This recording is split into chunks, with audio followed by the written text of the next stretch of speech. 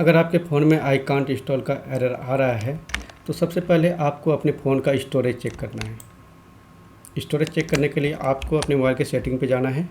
Setting पे जाने के बाद अबाउट डिवाइस पे आपको क्लिक कर देना है।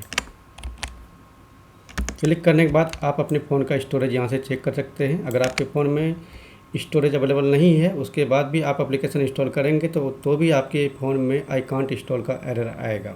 ठीक है, अगर आपके फ़ोन में स्टोरेज है फिर भी ये एरर आ रहा है तो इसको फिक्स करने के लिए आगे का प्रोसेस